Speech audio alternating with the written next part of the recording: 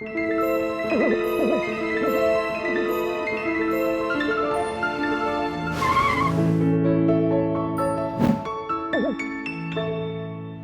right, today we're going to try this little adventure here. We're going to hit up these obelisks that the state of Vermont has put up on the Molly Stark Byway.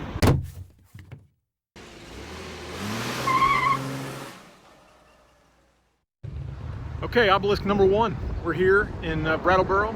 Really neat town. I love coming over here. It's got a nice gritty feel to it, and I'm looking forward to this day. It's going to be sort of like Where's Waldo? We don't know exactly where to find all these obelisks. I think I'll be able to find the last one, but there's 8 of them. Let's see if we can get them all.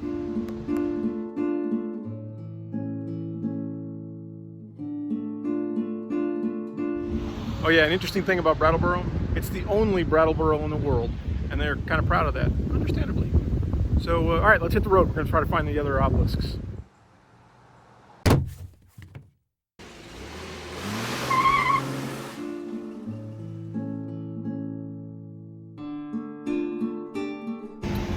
Okay, so we're at the obelisk number 2 in West Brattleboro, and there's 3 things you got to check out while you're here. 1, the creamery covered bridge behind me. 2, if you come up in the winter time, Living Park, which is on the other side of the bridge, best sledding hill around. And 3, just up Route 9 here is the Vermont Deli. You got to check this place out.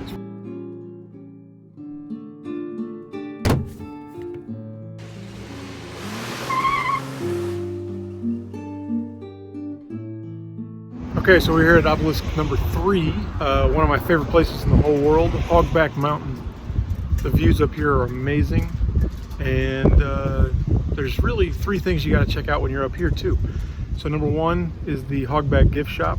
Really a cool place to get some cheeses. We always get some free samples of some cheese, maple syrup, all the Vermont stuff there. Number 2, the astounding view. And number 3 is right across the street, Beer Naked Brewing. And it's really good beer, fantastic pizza, and then the view is just incredible. So yeah, definitely check out obelisk number 3. Okay, so this is where the tour starts to go a little bit more adventure for me. We're at the 3rd obelisk here at Hogback, and this is the last one I know exactly where it is. The next 4 or 5 we're gonna have to find on our own. So yeah, let the adventure begin.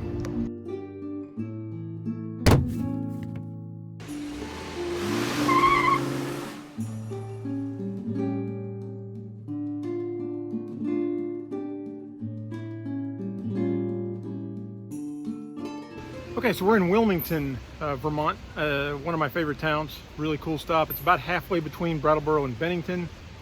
Supposedly there are 2 obelisks in and around here. So far I haven't been able to find either of them. So that would be obelisks number 4 and number 5. So I'm going to keep looking. Hopefully this bug will leave me alone. So I'm going to keep looking. Hopefully I can find them. Okay, so far no luck, but I did talk to the awesome ladies at Bartleby Books, and they said that there's one just out of town on the west side. So let's go check it out.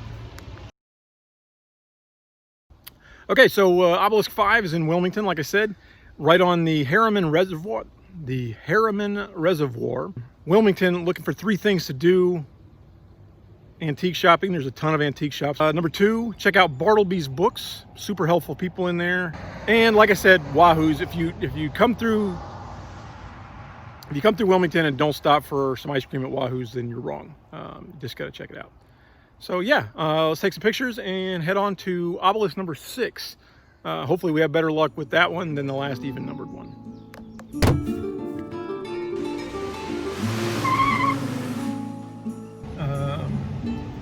So we just drove through the bustling metropolis of Searsburg, Vermont, which is supposed to house the 6th obelisk.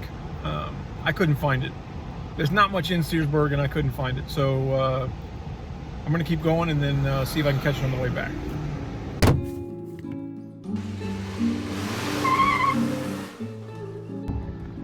Okay, so I missed number 6, and now I'm in Woodford, where number 7 is supposed to be, and I stopped in at the Woodford General Store. Sorry, the Woodford Mountain General Store, and asked the nice lady behind the counter, and she has no idea where one would be. So might be striking out again. In any case, check out the Woodford Mountain General Store. It's a pretty cool spot.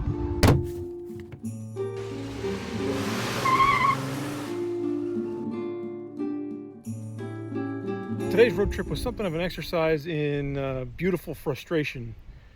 We found obelisks number 1, 2, 3, 5, and if you want to count this guy, 9, I guess. But so far, no luck on 4, 6, 7, or 8. Okay, so I totally forgot to talk about the 306-foot high obelisk while I was out there, so here's some post-dated backstory.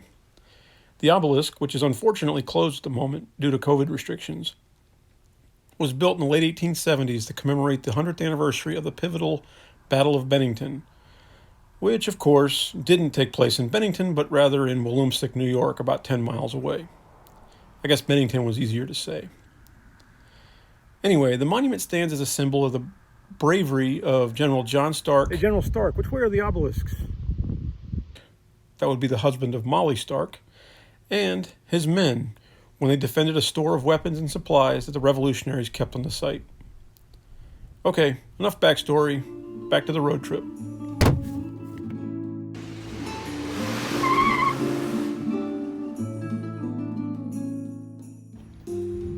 Yeah, so seriously, New York is like 100 yards that way. So we finally found it. I asked a guy down in downtown Bennington after I'd already given up. And he said, yeah, it's all the way out here at, I'm not even making this up, the Covered Bridge Museum. So we're definitely going to be coming back out here at some point to check that out after COVID has allowed us to reopen this place. So if you're ever going to hit up Bennington, there's 3 things you got to check out. First, obviously the giant obelisk. The views are incredible. 2, the downtown area, including James Madison Brewing. And 3, Little Britain. I hope I'm getting the name of that right, but it's a fish and chip shops downtown. Got to check that out too. So we got 1, 2, 3, 5, and 8. Hope you had a good time, and please hit the like button, the subscribe button, and stay kind and keep exploring.